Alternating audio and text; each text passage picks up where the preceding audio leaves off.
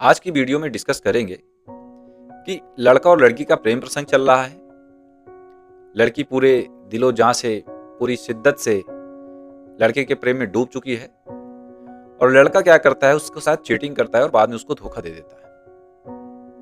तो ये किस प्रकार का अपराध है और ऐसी परिस्थिति में लड़की को किस प्रकार की रेमेडी मिल सकती है, इस पर डिस्कस करेंगे। तो कहानी शुरू होती है कि एक लड़का और लड़की है, मान लीजिए दोनों में अच्छा प्रेम प्रसंग चल रहा है। दोनों में 7 जन्मों के जीने मरने की कस्में वादे हो गए हैं। लड़का भी चांद तारे दिखाना शुरू कर दिया है लड़की को भी आनंद आने लगा है, विश्वास हो गया है कि हाँ, ये मेरे साथ जीवन जिएगा, मैं इसके साथ जीवन जीऊंगी।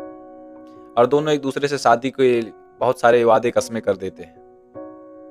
लड़की पूरी तरह से लड़के के प्रेम में डूब जाती है और प्रेम में डूबने के बाद लड़की क्या करती है, लड़के को पूरी इजाजत दे देती है और लड़का क्या करता है, लड़की के साथ सेक्सुअल इंटरकोर्स करता है। सेक्सुअल इंटरकोर्स करने के बाद होता क्या है, अब लड़का क्या करता है, लड़की को छोड़ देता है। छोड़ क्यों देता है? क्योंकि वो लड़की से जुड़ा था, या तो इस इरादे से जुड़ा था to have the sexual intercourse with her only, सिर्फ उसका यही इरादा था। वो तो हो गया, वो चला गया। दूसरा कारण यह हो सकता है कि उसका मन भर गया, उसको 2 बूंद प्यार चाहिए था, लड़की उसे भर भर के, ड्रम की तरह भर भर के प्यार देना शुरू कर दी, समुद्र की तरह भर भर के देना शुरू, उससे वो उब गया, उसके कारण चला गया। तीसरा कारण ये हो सकता है कि उसको दूसरी लड़की जो मिल गई हो, जो उससे बेहतर हो, देखने में उससे ज्यादा स्मार्ट हो, या फिर उससे ज्यादा पैसे वाली हो, जो उसे जिंदगी भर कुत्ता बनाकर रख सके, इसलिए चला गया हो। तो लड़की को जेन्युइन वाला लव हो गया था, ट्रू वाला, मतलब एकदम घुस गई थी, सच्चा वाला प्रेम हो गया था। लड़का धोखा दे के चला गया तो गुस्से में है कि छोड़ूंगी नहीं, और फिर बाद में ख्याल भी आता है कि नहीं यार, प्यार करती थी, इसे मारूंगी कैसे। दोनों स्थिति में वो डिलेमा में आ जाती है। और एक स्थिति ये भी बनती है कि घर वाले क्या कहेंगे जान जाएंगे, सोसाइटी के, समाज के लोग क्या कहेंगे जान जाएंगे, और आगे के भविष्य का क्या होगा, किसी नए व्यक्ति से संबंध बनेगा, वो कैसे एक्सेप्ट करेगा। बहुत सारी तमाम सारी चीजें लेके वो उलझी हुई रहती है। लेकिन कुछ लड़कियां होती है, एक डिसीजन लेती है, एक निर्णय, एक मुद्दे पर पहुंचती है और वो ठान लेते हैं कि इसने मेरे साथ तो गलत किया, लेकिन अब मैं इसको ऐसा बना दूंगी ना कि मैं किसी दूसरे के साथ नहीं गलत कर पाएगा। एक निर्णय के बिंदु पर आ जाती है और वो निर्णय लेती है। लेकिन उनको पता नहीं होता है कि ऐसी स्थिति में किया जाए तो क्या किया जाए, क्या लीगल रेमेडी ली जाए, ऐसा क्या किया जाए कि सामने वाला बंदा भी सुधर जाए, समाज को एक मैसेज भी जाए, और जो सच में अच्छी लड़कियां, जो अच्छे से जीना चाहती हैं, उनके साथ दोबारा ऐसा किसी भी प्रकार का कोई कृत्य ना करे। करे तो उसके अंदर भय जरूर आए, मतलब अगर करने जा रहा हो तो भय से रुक जाए कि भाई साहब ऐसा कुछ किया तो ऐसा हो जाएगा।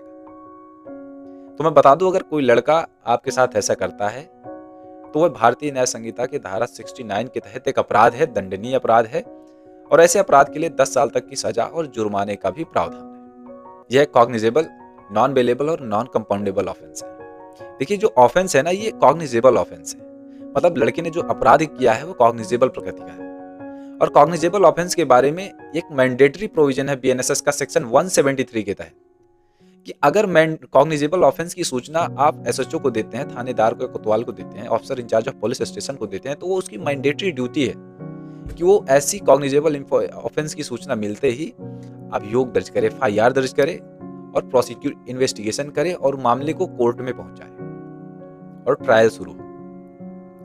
अगर ऐसे मामलों में कॉग्निजेबल ऑफेंस में जो officer in charge of police station है एफआईआर नहीं करता, तो उस व्यक्ति को आप बताइए कि ये आपकी ड्यूटी है। सेक्शन 173 ऑफ बीएनएसएस, भारतीय नागरिक सुरक्षा संहिता के तहत आपकी ड्यूटी है, मैंडेटरी ड्यूटी है, और आप करेंगे। अगर नहीं करें तो फिर उसे बताइए। ललिता कुमारी versus state of Uttar Pradesh के मामले में सर्वोच्च न्यायालय ने गाइडलाइंस जारी करते हुए कहा है कि officer in charge of police station is duty bound, देखिए वर्ड क्या यूज किया गया है, is duty bound to register an FIR on receiving the information relating to commission of any cognizable offence. कोई भी कॉग्निजेबल ऑफेंस की अगर उसको इंफॉर्मेशन मिलती है तो वह एफआईआर रजिस्टर करेगा। अगर वो नहीं करता है तो कोर्ट के द्वारा आप जाइए, और ऐसे ऑफिसर इंचार्ज पुलिस स्टेशन के खिलाफ भी कोर्ट प्रोसिक्यूट करता है। मतलब अगर पुलिस वाला मना कर देता है कि मैं नहीं FIR दर्ज करूंगा, तो उसके खिलाफ भी एक्शन लिया जाता है कोर्ट के द्वारा, क्योंकि उसने FIR लॉन्च नहीं किया। ऐसा ललिता कुमारी वशिष्ठ स्टेट ऑफ उत्तर प्रदेश के मामले में गाइडलाइंस जारी की गई। कृति वशिष्ठ के मामले में भी सर्वोच्च न्यायालय ने गाइडलाइंस जारी करते हुए कहा है कि registration of FIR is mandatory if the information discloses the commission of any cognizable offence. यानी कि कोई भी कॉग्निजेबल ऑफेंस अगर कारित होता है तो registration of FIR is mandatory है। आप ये दो रूलिंग्स, ये दो गाइडलाइंस, ये दो केस लॉज आप बताएंगे तो ऑटोमेटिकली वो कर लेगा, मना नहीं करेगा। दूसरी बात, ये नॉन कंपाउंडेबल और नॉन बेलेबल ऑफेंस है। नॉन बेलेबल का मतलब है कि बेल प्राप्त करना एक्यूज्ड का राइट नहीं है। यानी कि जिस लड़के के खिलाफ आप जाएंगे, जिसने आपको शादी का झांसा देकर आपके साथ सेक्सुअल इंटरकोर्स किया, बाद में आपको छोड़ के चला गया, तो वो आदमी को बेल प्राप्त हो उसका अधिकार नहीं है। Totally depend on the court's discretion that the bail should be granted और नॉट। ये टोटली कोर्ट पे डिपेंड है कि भैया मैं इसे बेल दूं या बेल ना दूं। और सबसे इंपॉर्टेंट चीज है नॉन कंपाउंडेबल है। मतलब कि अगर ये मामला अगर एक बार कोर्ट में पहुंच गया तो दोनों पार्टियां आपस में मिलजुल के सुलह समझौते के माध्यम से मामले को खत्म नहीं कर सकती।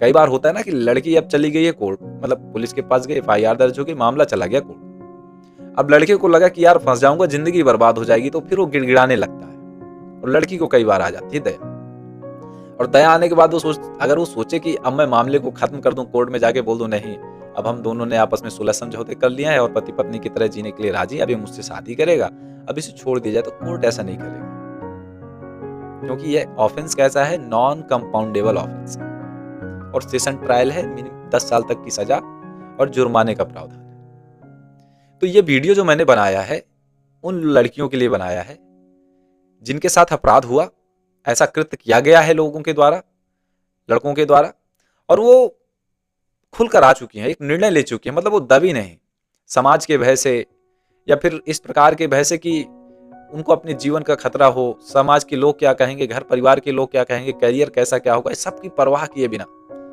समाज को एक नई चेतना सुधारने के लिए कि भविष्य में कोई कैसा अपराध ना कर पाए, ऐसी हिम्मत वाली लड़कियों के लिए मैंने बनाया है। दूसरा उन लड़कियों के लिए, उन औरतों के लिए भी बनाया है जो चाहती है, मतलब लड़की और औरत दोनों का मतलब एक ही है एक कानून में, ठीक है ना। वीमेन वर्ड यूज हुआ है, गर्ल वर्ड नहीं यूज होता, ठीक है। तो मैं उन लड़कियों के लिए भी ये कानून, ये वीडियो बनाया हूँ जिनको लगता है कि हमको ऐसी कुछ जानकारी होनी चाहिए कि अगर किसी के साथ हुआ तो हम कम से कम उसे बता सके और स्वयं भी जागरूक रख सकते। मतलब उनका उद्देश्य है जागरूक होना और समाज को जागरूक करना। और तीसरा, ये वीडियो मैं उन लड़कों के लिए बनाया हूं जिनके प्यार में लड़की पागल हो चुकी है, दिल तो दे ही चुकी है, जान भी देने को तैयार है, और अब लड़के का दिमाग खराब हो रहा है। अब उसके दिमाग में खुराफात शुरू हो गया है कि मैं जो करने आया था मुझे मिल गया और अब मैं जा रहा हूं। तो भाई ये वीडियो आपके लिए बनाया हूं, देख लेना इसमें क्या क्या बताया हूं। ना समझ में आए तो दोबारा देख लेना, तिबारा देख लेना, जितनी बार में समझ में आए उतनी बार देख लेना और ठीक ठाक काम करना, रुक जाना। तो मेरा जो काम था मैंने कर दिया है, अब आपका काम है, आप भी अपना काम करिए, वीडियो को देखिए और देखने के बाद जो करना चाहिए वो करिए। चलिए मिलते हैं आपसे नए वीडियो में नई इंफॉर्मेशन के साथ।